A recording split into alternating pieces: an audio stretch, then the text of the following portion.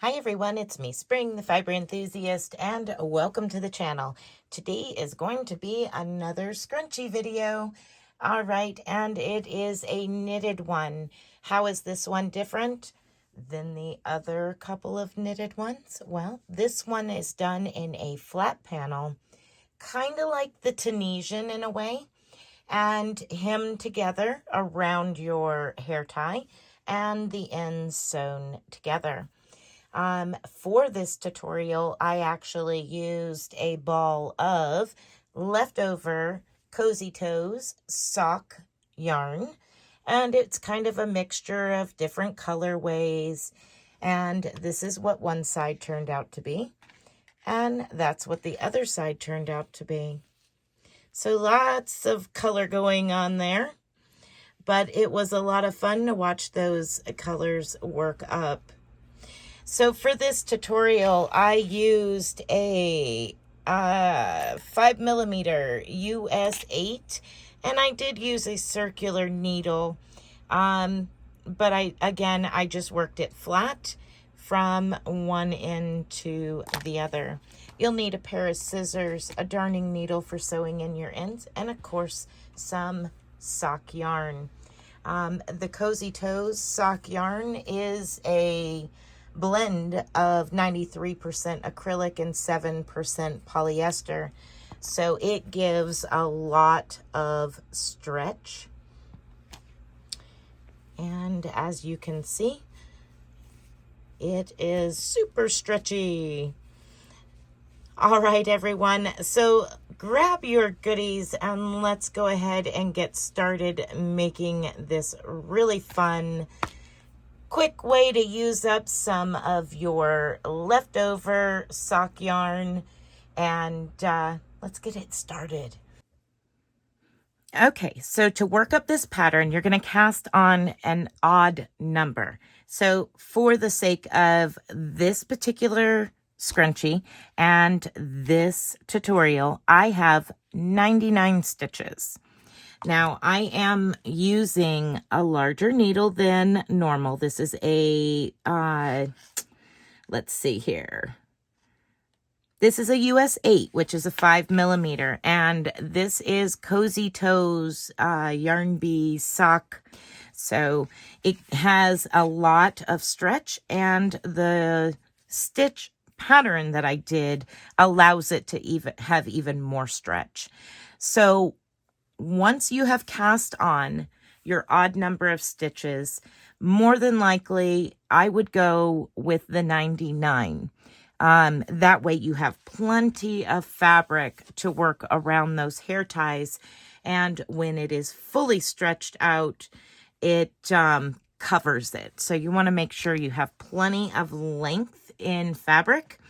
And as far as the height goes of your fabric, I would say a good 3 to 4 inches, depending on how you want to use the hair tie. Do you want to use it as just around the bun for decoration?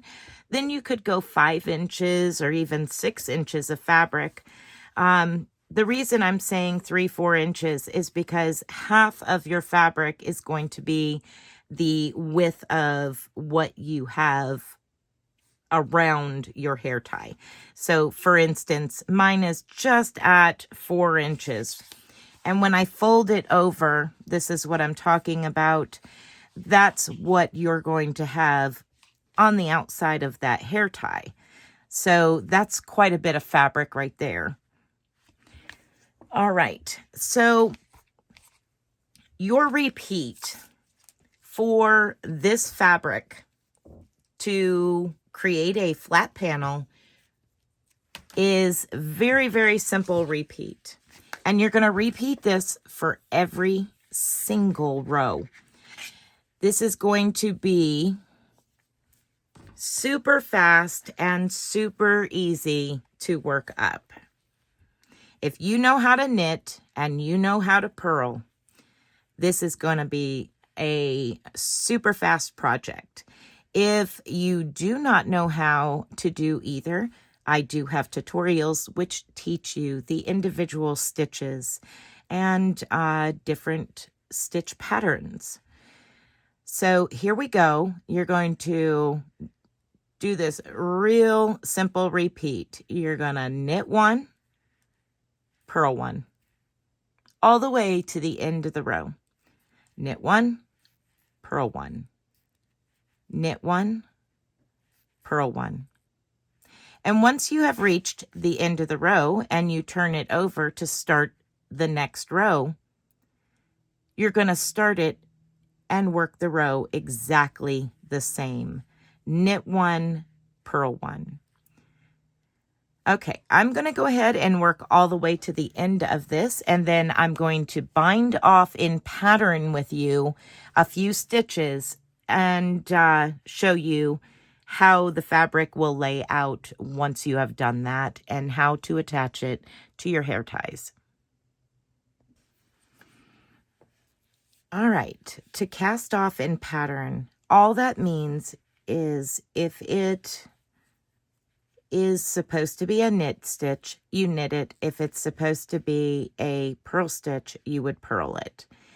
So you continue exactly the same as if you were just doing another row. So our very first stitch is a knit stitch. Our next stitch is a purl stitch.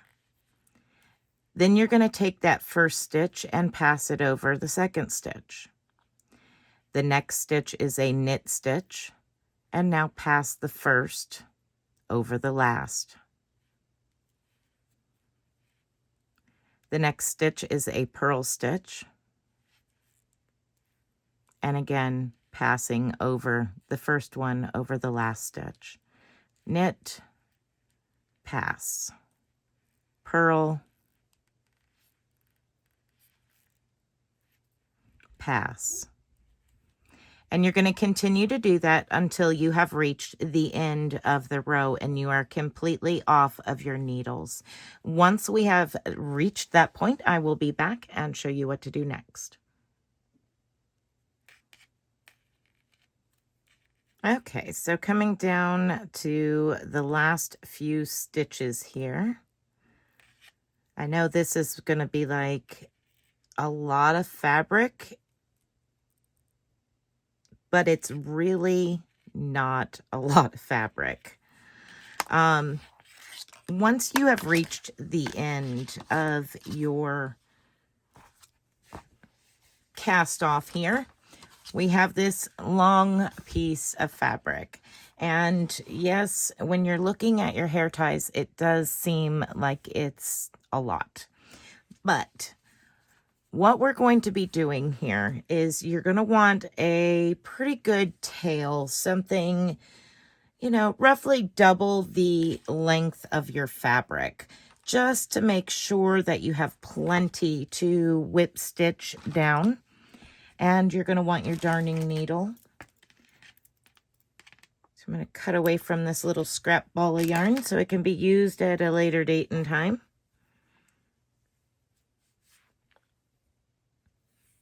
Probably for another scrunchie. I know y'all are probably getting tired of my scrunchies by now. And if this is your first scrunchie video of mine that you're watching, I do have several others, and they will be in a playlist at the end of this video in the upper right-hand corner. So all I'm doing here is I'm pulling the tail through that last stitch that I pulled off my needle, just to put a secured knot there.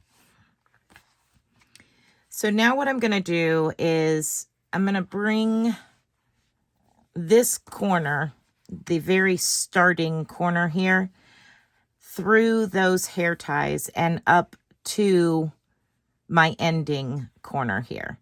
And I'm going to take my needle with my tail attached to it and pull through and connect those two corners just like that. Now what I'm going to be doing is working just a whip stitch going into the stitches on both sides.